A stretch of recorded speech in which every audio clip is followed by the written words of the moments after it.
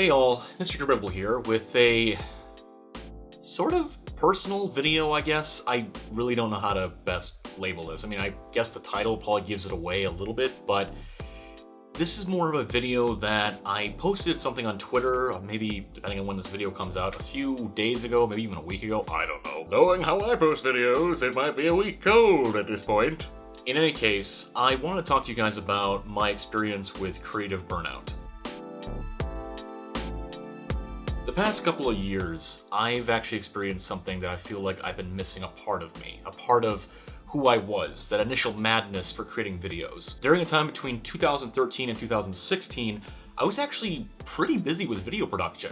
Not only was I doing work for a bunch of different clients, I was also doing a lot of personal work for our channels, for the daily vlogs, weekly vlogs, podcasts, gaming videos, cosplay and con videos, random videos, just a lot of content. But lately, I'm sure some of you know, I haven't really been posting a whole lot of content to our channels. I think one of the major reasons is that I hit creative burnout a little while ago. I'm gonna be a little bit vague with how I'm talking about I hit this point, just because there are things that I don't feel would be the best thing to talk about, and so I just want to be as professional, but also just personal to you guys to explain as to why I hit this point and to why there are barely any videos lately. Creative burnout is defined by Webster's no. So I've got like a definition here that creative burnout can be defined as that heavy feeling of exhaustion and lack of interest in the work that you do.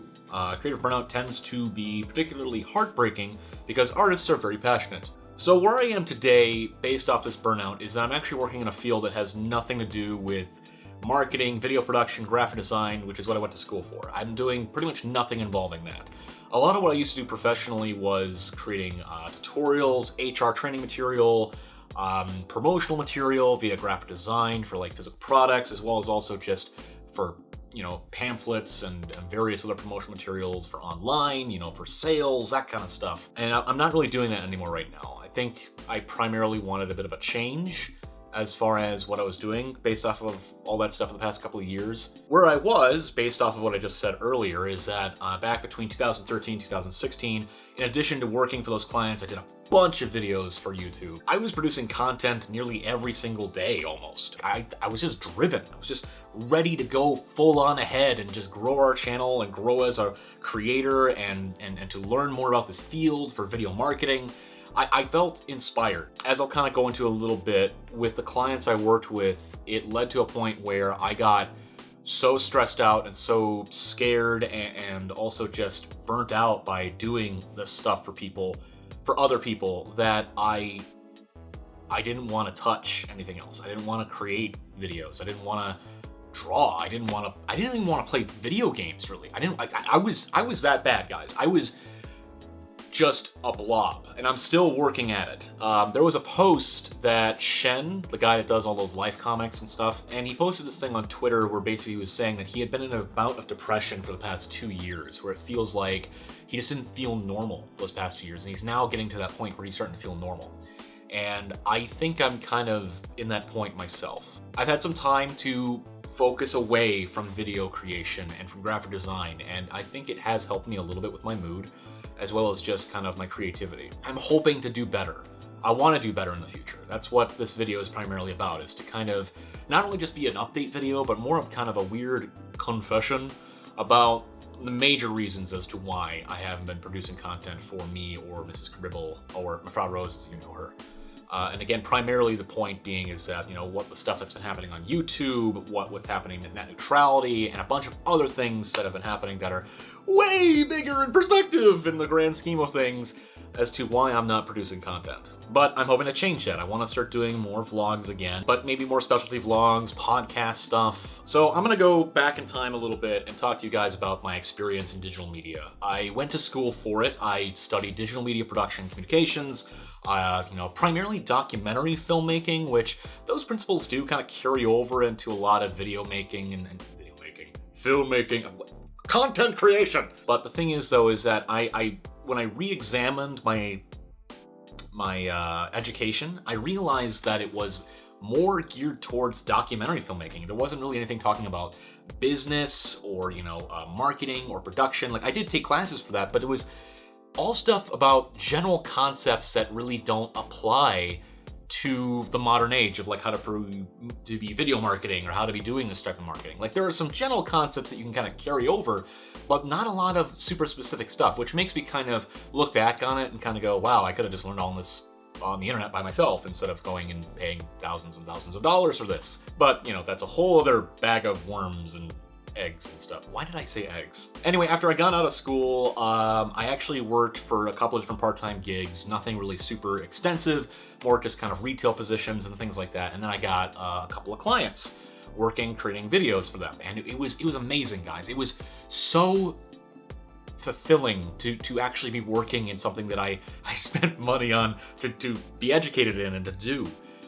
And I just was really happy for a short amount of time. I want to say maybe about a year and a half. I was really happy. I was in a field that I went to school for. I was working with other creatives to a degree, and it was just amazing. Then something happened. I don't know exactly what made everything just go a complete 180, but some of the clients that I worked with, or primarily one client I worked with, started to get a bit... I'm trying to think of the best way to say this, because I'm as vague as I am trying to keep this, I also don't want to be like super bashing. Let's just say they got a little demanding to the point of where I vomited from stress.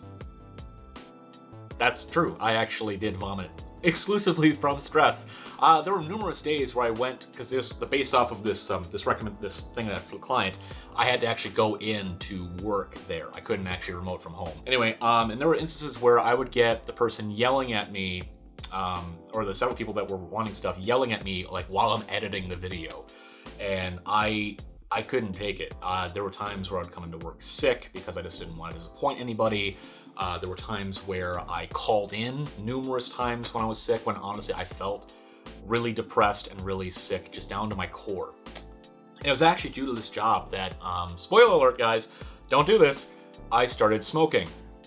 I smoked so much, guys. It was abysmal. It was terrible.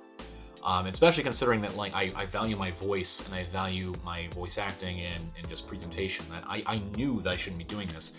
But I needed a release. I needed some way to just cope with the job and cope with this client. And the only way I could do that was by smoking. And weirdly enough too, like I hate this about culture, like business culture, where like you can only get certain things done if you are with the smokers. Because there were certain days where all the people that I was doing work for would be out smoking at this location, and the only way I could actually get their input on certain things, like right away about something, was to go out there and smoke with them. It's a terrible thing that we've kind of instituted in business, it seems like. Anyway, I'm trying to quit right now. I'm not as bad as I used to. I'm now down to the occasional cigarette. It's still bad, I know, and it's terrible. Don't start smoking. Just don't smoke, kids. It's not worth it. No matter how much stress you are under, don't smoke. So let's skip away from that, and we want to go to, producing content on YouTube. Well, it was during the time where I got picked up by this client that I also was introduced by Anna Marie to vlogs and daily vlogs. She had been watching a few different vloggers. Daily Bumps was one. Another one was Shane Vlogs. I want to say it was Shane Vlogs. One of the big vlogging families. And she said, hey, we should do this. It'd be a nice, fun project. I mean, we do occasionally random videos like going to the Science Museum and stuff, which you guys can all still see those videos on our channel. We decided to do that, to start producing content on YouTube, to do daily vlogs. And we did it for about 2 years, I want to say. We did about like 2.5 years of just every single day vlogging. And it was somewhat stressful, but also somewhat rewarding, because it felt like you were actually having some kind of validation that you were creating content, and sometimes seeing immediate results of people just watching your videos and commenting on them. And a few of you have done that, and we greatly appreciate interacting with us on our videos. That's great. However, when it got to that point where, going back to that client, where they got a little bit more demanding, I kind of I stopped. I stopped doing, daily vlogs right away. We switched to the weekly vlogs because it was less of a challenge, because I was dealing with stress of working all day for this client, producing videos and graphic design and stuff, that when I got home, I didn't want to vlog, I didn't want to edit, I didn't want to do anything. About a couple years in, I got to a point where I went to this place for the client, And I went in with a fever of 102 because I didn't want to disappoint them, but I was stressed out, and I had been trying to talk to them about my burnout, about how I was going. I don't know what to do. I'm getting feedback that's not helpful. I'm getting people telling me that you should be working on this, but really you then should be working on that. I was the only person doing this video and graphic design work for this client. In some ways that was rewarding, but in other ways it was just unbelievably stressful because I was having to figure out marketing and these strategies, and it was interesting, but at the same time, this was my first major client, and I didn't know what to do half the time. I had no, the only people I had for education were primarily documentary filmmaking. There was no promotions class in school. There was nothing like that. It was all stuff I had to learn, and to a degree it was somewhat successful, but still it was just so stressful. And so when I went to that place with 102-degree fever, I met with the client. They said, all right, is this thing done yet? And I said, no, it's not. And they let me go, from them a couple of days later. And the thing was that I wasn't really doing a whole lot of extra freelancing while I was working for this client, because I thought, hey, I'll be with this client for years on end, and then I can be perfectly fine and fund all the stuff that I want to do for fun, like going on cons and cosplay and gaming and stuff. It's gonna be awesome, guys. And it was a bit of a wake-up call. It turned me off with the sporadic nature of their scheduling and how I would work sometimes 2 weeks on a project they requested, and then when I'd present the project to them, they would say, you know what, actually we're just gonna scrap that. What else have you been working on? I was then looking for other places to do client work, and I did a little bit of freelancing between my next client, and I worked for this other one later that I thought would be a great stay. Turns out though, who wasn't? There is a difference between work and overexertion, of where you are being worked to the point of where you hate everything. And that's what I got to that point with the both clients that I worked with, was I just hated video. I hated working on video. I hated working on graphic design. I hated drawing. I hated playing video games. It was weird. It was weird, guys. I would just sit there when I got home and watch like hours upon hours of stuff that I had already seen or didn't care about because I just didn't want to think. I wanted to do nothing. I want to say that because of these two clients, majorly these two big clients, but there were some other clients too that were kind of causing this to happen, that I felt so drained that I lost a piece of that madness, a piece of who I was as a creator.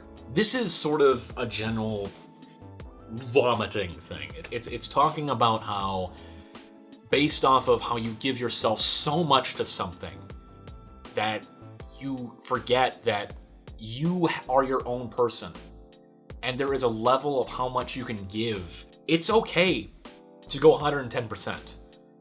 But like anything in life, if you are constantly stepping on the gas, trying to do all your best for this one little thing, and then they tug the rug, or this analogy has gotten strange. Cars, rugs, I don't know. There is a point where you need to understand the work-life balance.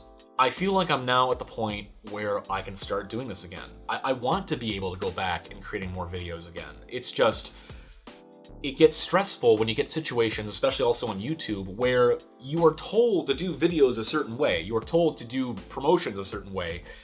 And then YouTube promotes things that violate their community guidelines, destroy actual creators that put in weeks upon weeks of research on video games or on video topics, and then they get screwed over based off of the smallest little details. I guess long story short, which at this point it's already gotten fairly long, I want to do better for you guys. But namely, number one, I want to do better for myself. In that I miss creating videos. I miss creating stuff. I don't know what it's ever gonna be, because I think I've said in past videos, I don't know what I want to create. I just want to create. And because of this creative burnout, my passion was yanked away from me, it felt like. And I've given some time to relax, decompress, and to reevaluate of where I want to be going, of who I am as a person and who I am as a creator. And you guys have been very supportive. For all of you that have liked our videos, commented on them, shared our videos, and I'm hoping to do better for you. And again, namely for me, to get my madness back.